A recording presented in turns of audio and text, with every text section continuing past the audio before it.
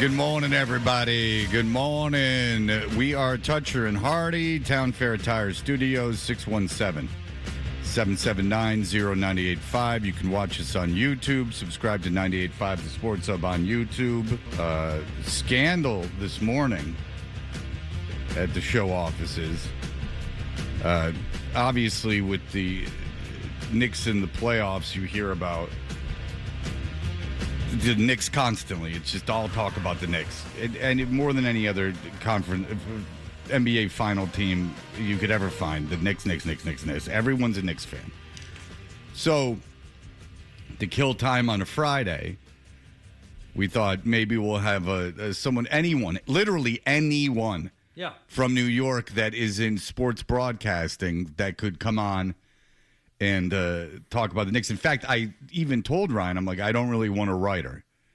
I would rather have like a radio or television personality. I don't really want a beat writer. I just want like someone who's sort of covers the team like in a meta sense and is a super fan kind of. Because it's just, I would think it would be funny to kind of tease someone for being this ramped up about it. So, as you do, he casts a wide net. He texts several people. And, I get asked to do shows too. And if a lot of times will just ignore the text or the text or the email, which I feel is just kind of the nicest thing short of saying yes or going like, oh, I'm very sorry, I can't do it today because of A, B, and C. Like sometimes you just don't want to do that, especially when you don't know the show. It's best just not to say anything.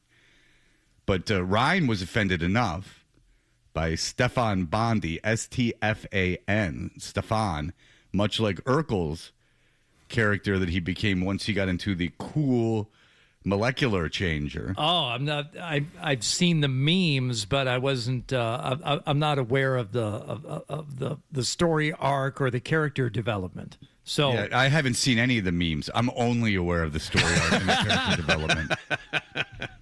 Fool. So, well, I'll tell you.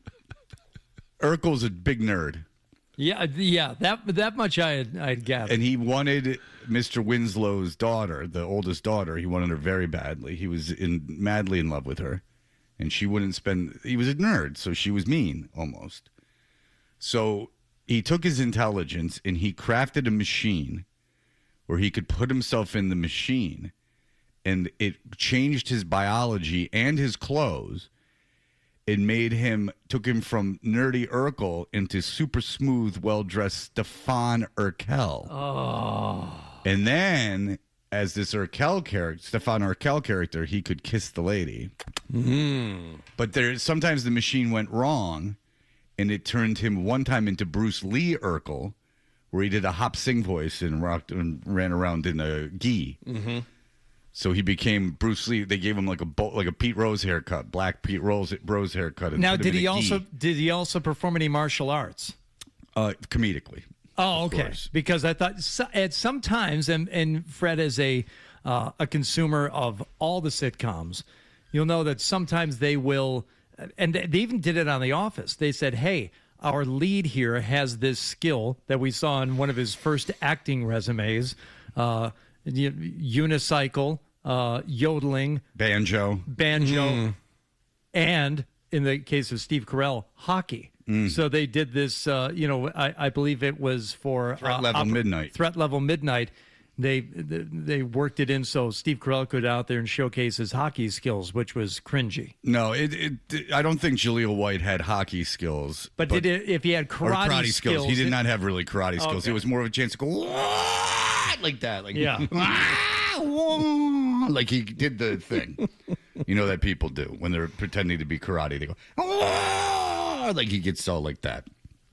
And I believe in the last episode of Family Matters, what's her face has a choice between Stefan Urkel, and she takes Urkel. She realizes she's loved Urkel all along. There was an episode in there where he went into space? Am I correct? Yes, him and Mr. Winslow got thrown into space. Yes, you are correct. Okay. He goes, "Did I do that?" While they're like looking at the Earth from the window. I'm gonna have to Google Family Matters finale. Lost in Space 1 and 2. That was when they went to space.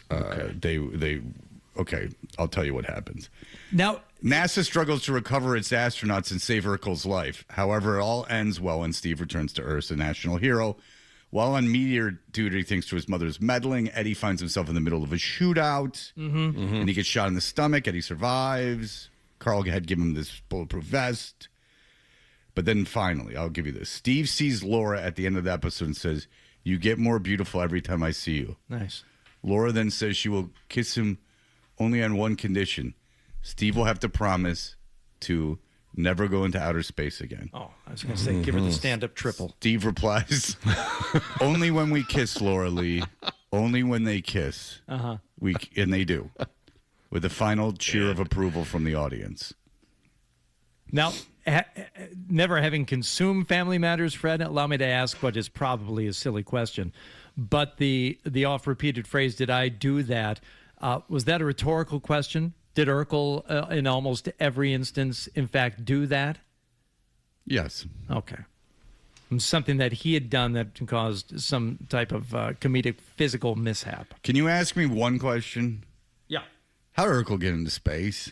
Okay. We'll set it up naturally here. We'll pick it up in 3, 2, 1. Fred, how did Urkel get into space in the first place? NASA buys a patent to one of Urkel's inventions. He's sent to space with a pair of astronauts to test it out. However, Steve's invention unintentionally causes a nearby satellite to crash into the space shuttle, and before long, it sends itself hurtling through outer space. Oh. Anything else you want me to ask? Myra, who was obsessed with Steve and had huge cans. No. And is Huge better cans. Here we go. Is better looking than Laura. Does anyone know what I'm talking about? About Myra from Family Matters? No, you've lost me. She was like very short, but she was like in love with Urkel, like obsessed with him. But she had like giant cans and was like way better looking than Laura. And so Urkel, obsessed with Laura, pushed her away. Yes, I see. And you, the whole time, you're like, Myra! It's almost like they had to put a hot chick in that role. Sure. It's like, I'm looking at Myra right now. Right on. You wouldn't like that. No, but I understand the appeal. Yeah. She's got big old floppers. Myra sneaks on board in an attempt to stop him. Steve angrily tells her that she's embarrassing him and their country. She's escorted out by 2 other astronauts. And then, of course, Steve sneezes and pushes the ignition button, sending them into space. Did he suffer from allergies too? Yeah. This Urkel? Like every weakling, he had allergies. So the reason Stefan came up, it's Stefan, Stefa, or something like that, Fen. Bondy, Stefan Bondy. Mm-hmm. It's just in a long list of names. We reached out to Stefan Bondy. Young, innocent Ryan did. And out of all the people we reached to who either ignored us and said they couldn't do it, he just said, "I'll pass," which Ryan thought enough to mention, and it sounds very dickish. So I said, "Give me that phone." And Ryan hands me that phone. Mistake number 1. I was just going to say, the second he did it, I wished he hadn't. Why? He wished he hadn't. Never, ever. If you're a cop, if you're subpoenaed, nothing. You take if you're a witness, you take that phone to the ocean. You never give anyone your phone for any reason. Well, all I did was I wrote, "Thanks, Fonzie." Because Stefan Bondy had just after Ryan sent him a very nice professional request, asked him to come on the show. He said, "I'll pass." And Ryan texted something back, I'm sure, like, "No problem whatsoever. Thank you so much for your consideration. Maybe we can do it again sometime." Fred, thinking that wasn't enough, after Ryan had texted that back last night, added this morning, "Thanks, Fonzie." Well, I mean, he's feeling himself because the team he covers is in the finals. Oh, you think? Right. Yeah. I do think, which is a very false sense of pride. It's a almost sinful sense of pride. Well, it's got nothing to do with Stefan Bondy or anyone else. Why they would feel pride over it, that's kind of silly, but I bet that's what it is. It's almost like a biblical flaw in him. Like pride becomes before the fall. Something terrible is going to happen to Stefan Bondy. I can only imagine what. Because with the pride comes the fall. And so he's feeling himself. He's feeling like a lot of attention. I'd imagine a lot of shows are trying to have him on. I just feel now like he's wheeling and dealing Stefan Bondy, even though he's making $30,000 a year at the Post. I just feel like virtually any like Celtics writer that I know of, if they were, put in a similar position and asked by an outside market, or even say it's New York, right? You want to come on and talk about it? I think they would all say yes. Sure. I get requests to go on radio shows, and I generally just ignore them. But that to me, like, if you just ignore it, then you've ignored it. Then I don't, or just ignore it. Don't do anything. Yeah. Like, if you're really this big baller, just ignore it. Don't go all pass. Just the two words, all pass. Like, what are you, like? Ryan, can you read what your request sounded like? What are you, Robert Evans? Reading. I'll pass on that, baby. Read verbatim what you asked Stefan Bondy. Let's see. Well, but anyway, when I wrote, thanks, Fonzie. Which is all I wrote. Who cares? Ryan did not like that at all. No, quick, give me that phone back. I'm erasing And then that. he didn't know how to erase it, and then he handed it to Hardy, but I spelled Fonzie wrong, which was a mistake on my point. I put Fonzi instead of Fonzie. I said, hey, this is Ryan from Toucher and Hardy. Is there any chance you can join us at 8:25 tomorrow morning? Thank you for your consideration. Yeah. And he wrote what? I'll pass. And then what did you write? No worries. Thank you for getting back to me. And then what did he write? Nothing. Yeah. And then you wrote, thanks, Fonzie. You didn't erase that, did you? I did not. Oh. Why did that bother you so much? What do you care about Stefan Bondy? I mean, I guess I did erase it, but Maybe you did erase it. I had Hardy do it. I don't know how to erase anything. So you guys unsent the text. You left. Why did that bother you? So now it's gone. Because now I'm worried, like, somebody's going to think that You're worried what? I'm a bad person or... Yeah. He's nice. Look at that kid. Nice kid in there. You missed one part of the story, which was when Fred took the phone, Ryan immediately said, don't do that.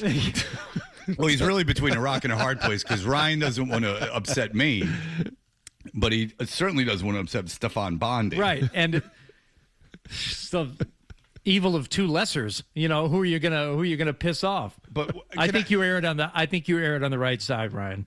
Why though? Hitch your wagon to Stefan Bondy as opposed to Freddie T. Why are you? Why do you have any concern about what Stefan Bondy thinks of you? Maybe he operates from a default position of just being a nice person and not being a prick. Well, when someone's a prick to you, just kill him with kindness. Yes. Okay. Stefan Bondy. Why? I'm being serious. Why does it concern you if he doesn't like you? I think it's more just like a people-pleasing thing in me. Like, when people get mad at me, I get uncomfortable because I just always want to, I don't know, just be liked in a way. No, I understand that. Like, I think everyone's like that in a sense, except for sociopaths. But with like a stranger who's been outwardly rude to you, it's not like I wrote like F you, you mother F, or like that. That would be way over the line. But just kind of that response, like, all right, Fonzie, thanks, Fonzie, is kind of appropriate for the response. Like, I'll pass. Like, you could even put like, all right, Mr. Evans, just to see if you got the reference. He's Hollywood wheeling and dealing Stefan Bondy. Thanks, Joe Cool. It was a very flippant, cool. But after all, he does write for the New York Post and cover the Knicks as a beat writer. He could be the next Shams. He could be the next Woj. You never know. Well, Shams has got something he don't hair. Shams is like a 50s bad boy with that hair. Shams he trims that beard every 5 minutes. I've never seen any reporter put so much work into their look. Shams comes out with 10 pounds of product, like just on his body at all times. I don't know if Stefan Bondy could pull that off. Yeah, you yourself look like you've had a recent beard trim. You better be careful throwing stones around, Freddie. You've underwent. Who's throwing stones? Who said it was bad? I said Shams has something he doesn't, which is a whole head of hair. This guy's bald as a coot. I just looked him up. It just didn't sound overly complimentary when you were saying that he spends that much time on his appearance. That's how you took it, which is kind of from your own. All I did was lay it out. Yeah, I'm dealing with my own stuff. You're dealing with your own stuff. I just said Shams, which is a fact. He comes correct. He comes like with like a T-shirt and like sweet leather jacket, and his hair all pompadoured up and his beard all like greased up. You know, I mean, he does. I mean, that's what you take that as an insult. I'm just saying he's all jazzed up. He looks good. Dressed to impress. Not like this Stefan Bondy dickhead. He's a real loser. Making my boy Ryan feel bad. That's why you got to take Ryan's phone and do it for him. I'll pass, pipsqueak. Wow. Jesus. I didn't deserve that. Call me Thank when you. you're the Dan Patrick Show. What if you just wrote it's up to voice message? Yeah.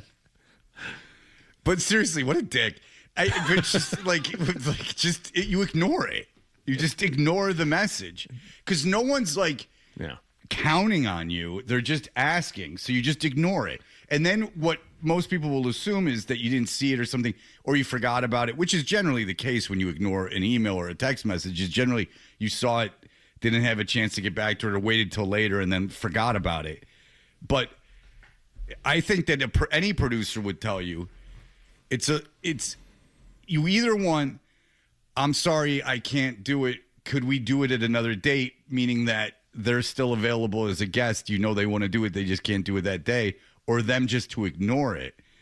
You know, unless it's like 2 or 3 times you've asked them for something different and they've ignored it all those 3 times, then you just assume that they don't want to talk to you anymore.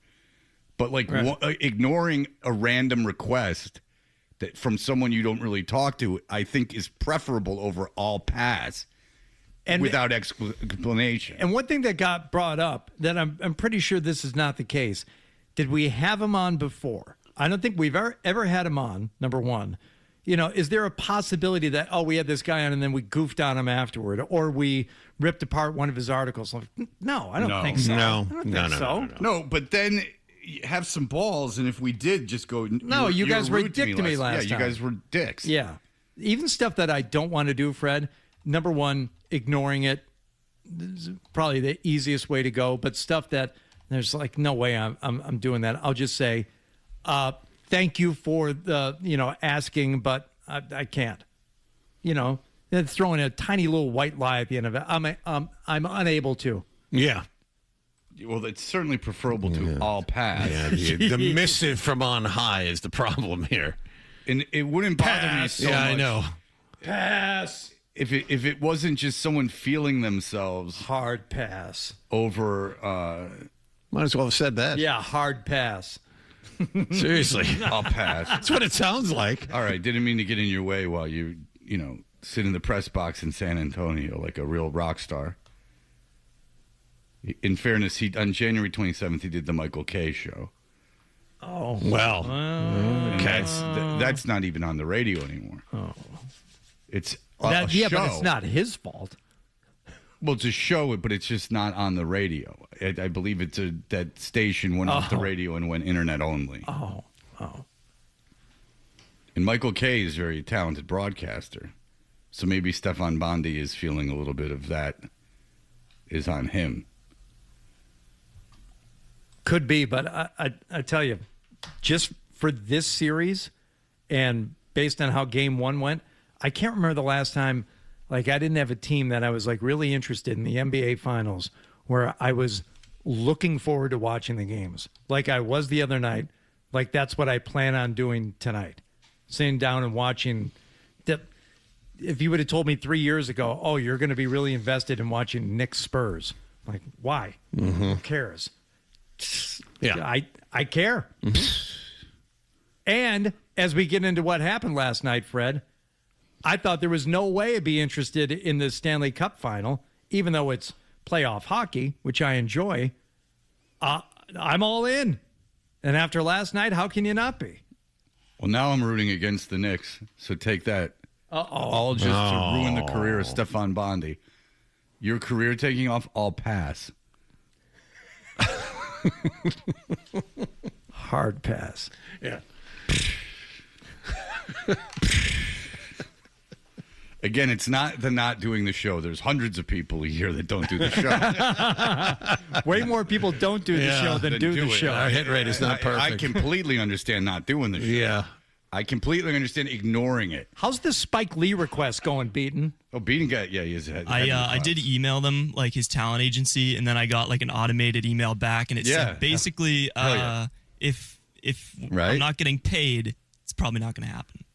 Oh. So Spike Lee needs to get paid to do a radio appearance? Tell him what's he need. I might have sent it to the wrong email. It was for speaking arrangements, so I don't know. Well done, producer. That was the only email available. All right. Well, all right. Yeah, to amateur. But even that automated response is better. Well, yeah, the response, do you pay, is better. Yeah. Than all pass. Yeah. Like, even I can't do it is better than all pass. Right. I can't do it at least, implies that you had something else to do, and you can't do it. Just, I can't do it. All pass implies you had nothing to do, but you think so little of it that you're just going to pass. Yes. The term pass, that's the key thing. I can't do it. No, I can't. No, I can't is maybe a little bit preferable to all. I'm trying to think of how bad I'll pass is. I'll pass might be the worst thing. It's better than FU. It's worse than FU. Because FU, then you go, what do we do to him? And at least there's some guilt. Yeah, if he said, no way, LOL. Like, there's no chance I'm doing that. Yeah, then I would be like, oh, we did something. Yeah.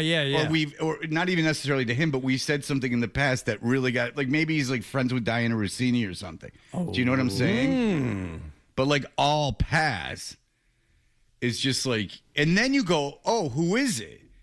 Because then you go, oh, maybe he's some hotshot, some guy who passes on projects and things like that. And you just go, oh, he's a beat writer. He's no better than us. You want someone better than you passing. You see how I operate. Yeah. Yes. I got a real caste system of who's better than me and who's not. Unless you're better than me, I want respect. At least a passing respect. If you're better than me, feel free to do whatever you like. I keep a list in my wallet with a little golf pencil back there for edits and changes. Well, it's a numeric system. Better than me. It could apply to gosh, he's not better than me. I could use a heels in the nuts from this one. All right, we'll be back in just a moment. More Toucher and Hardy on the way on the Sports Hub. Hey, we are Toucher and Hardy. What happened last night's brought to you by Leonard Hair Transplant Associates, where your hair doesn't have to be a game of what happens, so change your lettuce and change your life with Dr. Matthew Lepresti at 1-800-GET-HAIR. Paul has some advice for Ryan. Hello, Paul. Ryan, I asked for his phone and didn't take it. And I told Stefan Bondy, who, when Ryan asked him very nicely if he'd do the show, said, I'll pass, instead of just ignoring it like a gentleman. Mm-hmm. I just wrote, thanks, Fonzie, which sent Ryan into a tailspin, and Hardy had to save the day for him, even though Hardy's 30 years older than him, and he still had to teach him how to do something on his phone. I found that odd. Yeah, it was odd. Paul, go ahead. Ryan, save yourself 30 years of heartache, aggravation, frustration, and just go bitter old man like Fred and I. We're both in our 50s. We've done this for 30 years. People disrespect you. Just cut them off immediately. You got to let them know. You got to let them know that you ain't buying it. Yeah, Ryan needs to learn that lesson. We'll figure it out. We'll figure out how to get him going. John, corner him. Okay. Make him feel uncomfortable. Dan, go ahead. Got it. I think I know who's behind this. Dan Roach put him up to it because of the Woo Sox. You guys didn't go to the Woo Sox. It is true. He was pretty upset about that, and maybe he reached out to his connections in the fish wrap, in the print. You know what I'm saying? It's a possibility. He's got a lot of friends in a lot of places. Got a lot of reach, a lot of pull. Yep. All right. What happened last evening, Hardy?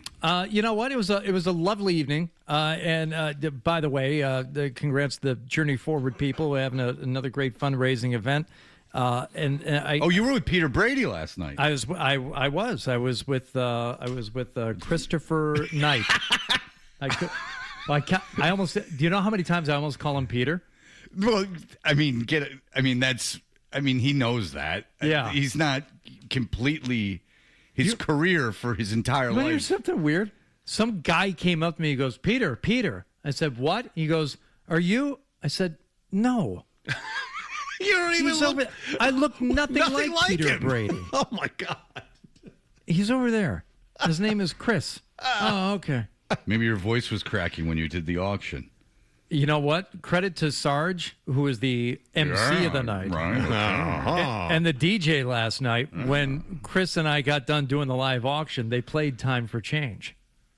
Oh, he probably liked that. Yeah, There you I'm go. sure it's never happened to him before. Yeah, but I mean, that's probably no one's put two and two together. yeah. But I got home and I'm like, normally this is like unwinding time, getting ready for bed. But you know what I'll do? I'll turn on the hockey game. Yeah, it's 2-0. I figure Carolina's going to win this thing. I'll take the dog out, and as you know, just Well, you missed the best part of the game. watch the rest. In bed. I come back in from checking the perimeter as we do. One last time at night. Let's Sure. go out and just Right. check the perimeter. Right. I come back into the house to this. Vegas wins the draw, but it'll deflect right to Frederick Anderson. He'll settle it down. Kane's cleared out. Will Carrier into the zone. Drop Jankowski. He scores! Mark Jankowski has tied it up here, and the Canes have come back from 2 down. Oh, his first of the postseason, and Mark Jankowski has got this building in a frenzy. You missed the best part, though. You did. Did you see when the guy got hit in the face with the slap Yes, shot? I did. Right in the visor, right on the nose. Under the visor. Oh, I thought it was on, and then the visor collapsed back. No, it looked to me. Third period? No, first period. Oh, yeah. He got hit under. It looked to me like it went under the visor. McNabb, right, the defenseman for I don't Vegas. know. He I was standing in think. front of the net in the wrong jersey, and it went right into his face. Man. And it smashed his nose, and he just like hunched over and immediately skated off the ice, like through the tunnel. Yeah. Like not even through the benches. He just like went through the tunnel. There's no way he came back, is there? There's no way. I mean, the only time I've ever seen that happen, Stamkos in Game 7 against the Bruins in 2011 took a puck to the face, came back out with his nose broken, and finished the game. But I can't imagine you take a slap shot, a direct hit like that. Brutal. It can't be. Yeah, it was McNabb because he only played 5 minutes and 39 seconds. No. So, but I will tell you, I don't care who wins this thing at all. I was watching it. Are you not invested just by the level of play? I mean, number one, Vegas becomes the first team, I think, ever, or at least after 50 years, to be down multiple goals on the road in the opening game of a Stanley Cup Final to come back to win the thing, right? Which they've kind of been, playing with house money forever this season. Getting a new coach with 8 games left in the regular season. Then they have a 2-0 lead with 10 minutes to go in the third period last night. Crazy. So they're up 2-0 against this incredibly loud building, and the Hurricanes come back. So this is where I thought I couldn't go to bed. I couldn't stop watching this thing. Vegas thinks they scored the go-ahead goal, but it is called off in the noise and everything. One of the officials said something about goalie interference. Okay? Mm-hmm. Tortorella hears this, loses his mind. Of course. Challenges. Yep. Loses the challenge. So now you got to kill off the penalty. For getting that Svechnikov wrong. with it. Back here. Gostisbehere, he scores! There's a ghost sighting on the power play, and it puts Carolina up 3-2. Carolina up 3-2. Now, unable to stay out of the penalty box, Carolina. Interference call. So Vegas goes on the power play. Power play expires, but just barely. So they've got the extra skater, but they also have the goalie pulled at this point. Penalty time released. Blake out of the box. It's now 6-on-5. Marner closing. Works to the slot. He shoots. Knocked out. They score! Mark Stone! 3-3 tie with 1:21 to go in regulation. It's a 6-on-5 game tying goal for the Knights captain Mark Stone. It's a 2-0 game for his, I don't know, it could have been the entire night for all I know. I turn it on when it's 2-0, like midway through the third, and you get 1, 2, 3, 4, how many goals? A lot. A lot of goals scored. Yeah.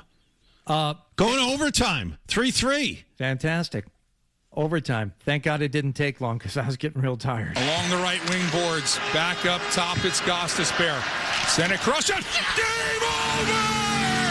Seth Jarvis wins it in overtime! Maybe the most famous one-timer in Hurricanes history. I don't know about that. In the 100 years the Carolina Hurricanes have been playing hockey, you better be careful before you make a statement like that. I mean, think of old Slippery Pete. He could really one time it with the best of them. Remember when he did that in the old-fashioned jug match of 1917? When they were playing them for the jug of moonshine. Yeah. So there you go. We got the Stanley Cup Final tied at a game apiece after Carolina takes care of home ice in Game 2, 4-3 overtime. Yeah. Carolina you know how got they invented hockey. It was out of necessity. It was Canadian bootlegging. Yeah. Just like NASCAR. It was because they were bootlegging. They had to skate over them lakes with the alcohol. All right, go ahead, John. I was just going to say it was a power play goal. I hate power plays in overtime, but they kind of forced it. It was an obvious trip to put them on the power play, unfortunately, for Vegas. But more to your point, great series so far.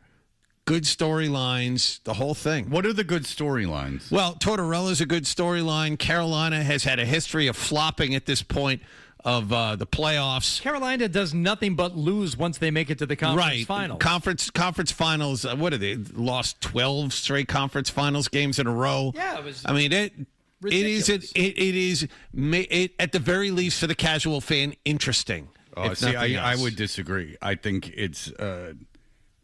I got nothing. I don't care at all about either of these franchises. And then every Carolina win, a Hartford Whalers fan slowly dies again. This could have been our team. I'm not from here, so I don't really have any allegiance to the Strike Hartford up the brass bonanza, Beaton. That's what we need. Right. Every time Carolina scores a goal. But also, I mean, I only have the tiniest of investment in this just because I've been to a handful of Golden Knights games, and a buddy of mine has tickets out there, and we're out there in March and get a chance to see Goshen. Everything was great, but that was a dead ass team that I saw. Yeah, and without throwing anyone under the bus, I wasn't alone in that sentiment. Okay, people around the organization they just can't really find it. They can't get it going. Gosher. Well, I mean, Gosher would have told you. I'm sure he probably said it on the air. It's they really can't find it. Boy, did they find it. John Tortorella. 8 games left in the regular season. And he comes in, hired gun. If I'm Tortorella, I was thinking about what you said yesterday. If I'm Tortorella, do I want to sign that contract extension they're going to inevitably offer him after the season is over? No, I want to be a hired gun, and I just want to collect Stanley Cups. I'm not kidding. You win this cup, and you don't take a full-time. You don't take the job there. You just sit back and poach. And wait for someone else to get canned and then swoop in and be the hero again. Yeah, you'd be like, what's his face? The guy that coached the Red Wings to all those titles. Scotty Bowman? You'd be like the new Scotty Bowman. Like you just become, you'd have more Stanley Cups than anyone else. From what I saw last night, though, this was much better hockey than Game 1. I mean, this was a bit of a textbook. Watching. And by the way, I think it was Vegas that was shot that they didn't get any shots on goal during their power play opportunities last night, John, up until that last one. I think they got one on goal and then they got one on goal and then they scored after the power play had expired. So I think that was 4 power plays for Vegas last night. They ended up getting 1 shot on goal. All right. Well, McNabb did get hit in the face. I'm looking at it right now. Still a photo of it. Did not hit him in the visor, so he's in bad shape. Hit him in the mouth, it looked like. Ugh. So he's probably missing a lot of teeth. 87-mile-an-hour slap shot. All right, we'll be back in just a moment. IYKYK, which obviously YD. Okay? Yeah. Toucher and Hardy, mornings on the Sports Hub. We are Toucher and Hardy. Hardy, what else happened yesterday, sir? Red Sox, Orioles yesterday. Brayan Bello on the mound. Let's get some first inning action here. Well, before we do, let's recall 3 weeks ago when the possibility of Mike Trout coming to town was brought up. and people were speculating maybe Brayan Bello would be involved in the deal. And one of our co-hosts here, John Wallach, said, you can't trade Bello. You can't trade young pitching. Mm-hmm. Go ahead. That's fine.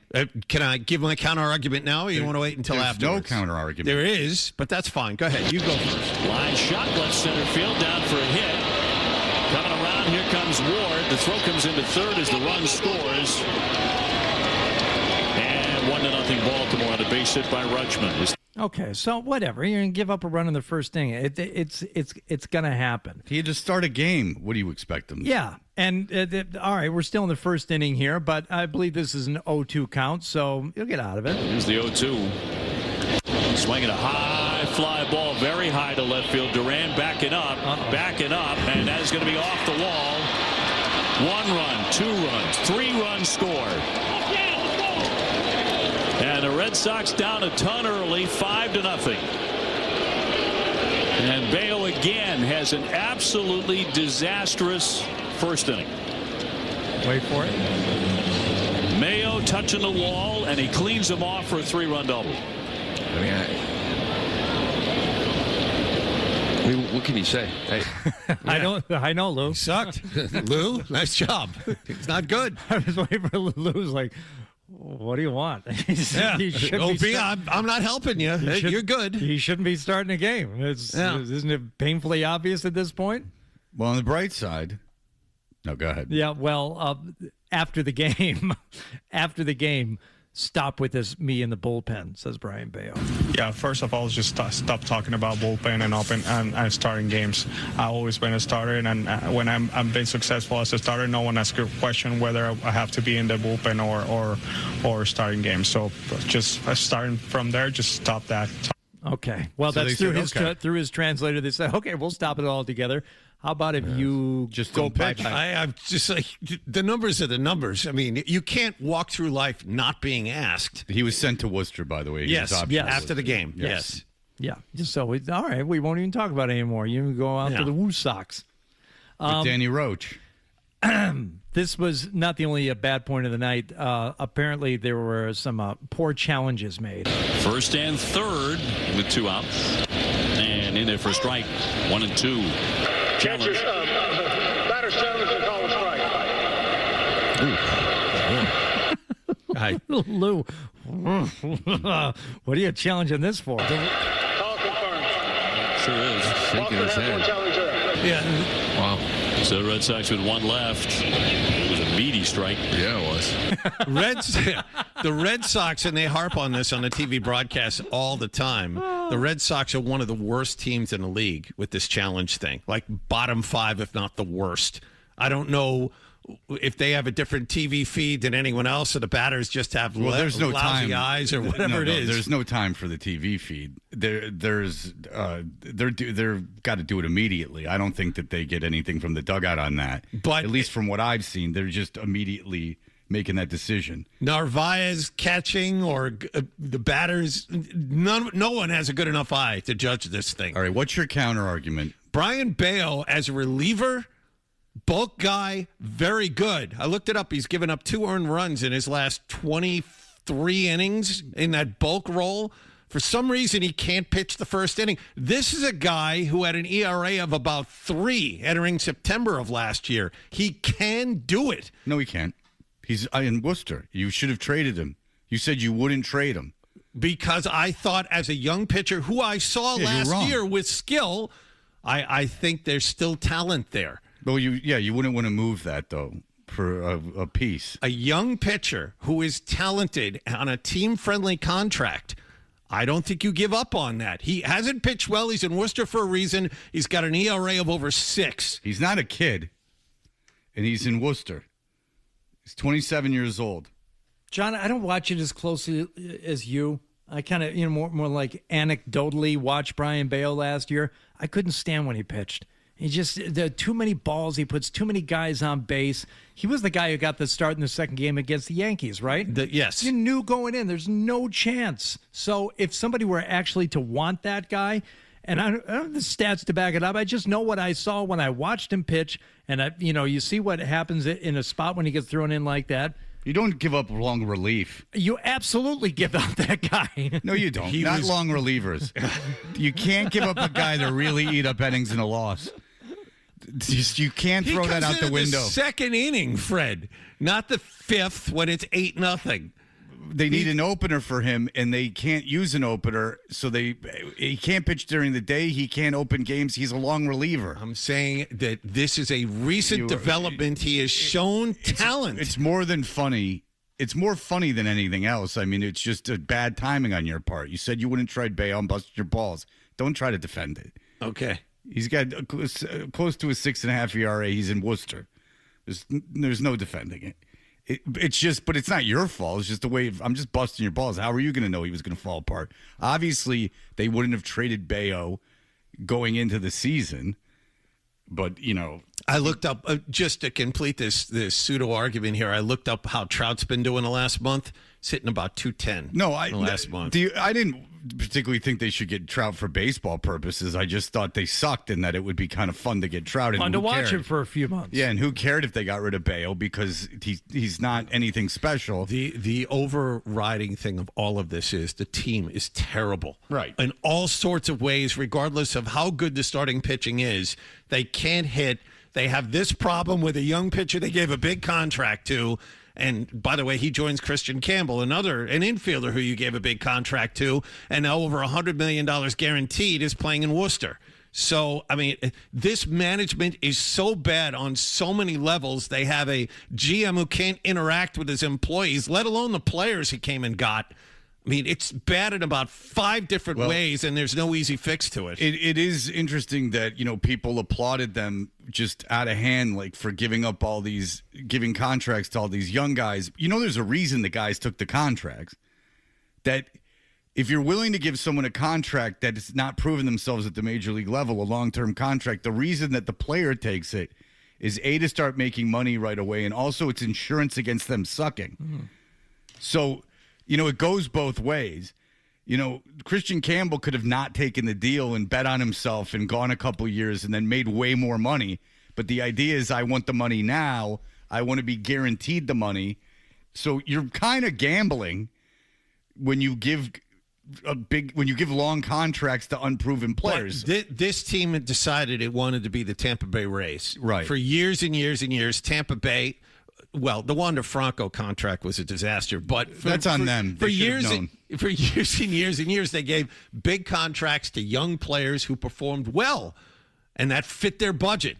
And the Red Sox went, here's a way to save money. Let's do it this way. Well, here's the other side of it. Yeah, right. When you're not giving a big contract to a guy in his prime that's proven himself for years and is healthy, you're giving a contract to unproven players. Yes, there is a huge downside to that.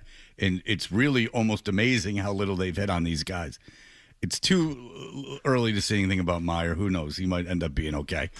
But Campbell and Bello certainly they haven't given. That's the thing. They hadn't given the contract. They haven't given it to Meyer. I apologize. They haven't given it to him. I mean Anthony. Yes, Anthony. I mean, I assume Anthony will be good. But if they had their way, they would have signed Casas. Remember that? They went to Casas, and he said no because it wasn't enough money for him. I mean, they have made so many mistakes. It's staggering how bad this team is. It is. It is staggering. It's staggering. And what's the funniest thing about it, which is actually funny, is how arrogant they were about the methodology, and how certain they were that they were right. Well, maybe it's time, as we heard recently, that Craig Breslow, instead of just analyzing the players, they need to start analyzing the analysis. They really need to take a look at their models, and they need to, they need to analyze the models. They'd have to reboot. They'd have to press the button to reboot. If you're getting rid of human error through data, when the data doesn't work, get rid of the data. Like, there's no gray area. Different data. You're wrong. Yeah. Different data. Yeah. Or find other guys to make new data that works. But your data is way off. If I'm using a formula to figure out something and the formula is giving me the wrong answer, that ain't a good formula. All right. We'll be back in just a moment. You're listening to Toucher and Hardy on the Sports Hub.